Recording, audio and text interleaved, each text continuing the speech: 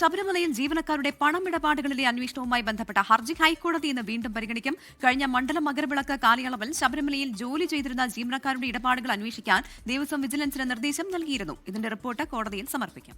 വിവരങ്ങളുമായി വിഷ്ണു സുരേഷാണ് ചേരുന്നത് കൊച്ചിയിൽ നിന്ന്. വിഷ്ണു, ആദ്യം സ്വർണ്ണക്കൊള്ള, അത് കഴിഞ്ഞ് കൊടിമര പുനഃപ്രതിഷ്ഠ, പിന്നെ ആടിയ ശിഷ്ടം നെയ്, അതുമായി ബന്ധപ്പെട്ട ഇടപാട്, ഒടുവിൽ ഇപ്പോൾ കഴിഞ്ഞ മണ്ഡലകാലത്തടക്കം ഉദ്യോഗസ്ഥരുടെ വരുമാനത്തിൽ എന്തെങ്കിലും അസ്വാഭാവികമായ വർധനയുണ്ടായോ എന്ന് പരിശോധന. ഒരു വലിയ കണക്കായിരിക്കുമല്ലോ ഇന്ന് കോടതിയിലെത്തുക, അല്ലേ?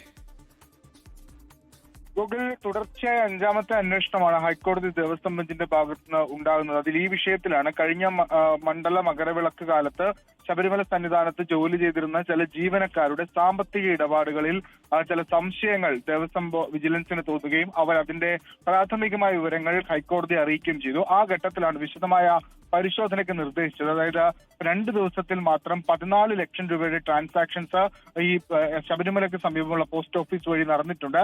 അതിൽ ചില ജീവനക്കാരുടെ ട്രാൻസാക്ഷൻസ് 25,000 മുതൽ 1 ലക്ഷം രൂപ വരെയാണ്. ഇതിലെല്ലാം വലിയ അസ്വാഭാവികതയുണ്ട് എന്നാണ് വിജിലൻസിന്റെ പ്രാഥമികമായ കണ്ടെത്തൽ. അതിന്മേൽ 3 ആഴ്ചക്കകം അന്വേഷണം നടത്തി റിപ്പോർട്ട് സമർപ്പിക്കാൻ ദേവസ്വം ബെഞ്ച് ആവശ്യപ്പെട്ടിരുന്നു. ആ റിപ്പോർട്ടാണ് ഇന്ന് ഹൈക്കോടതിക്ക് മുമ്പാകെ എത്തുക.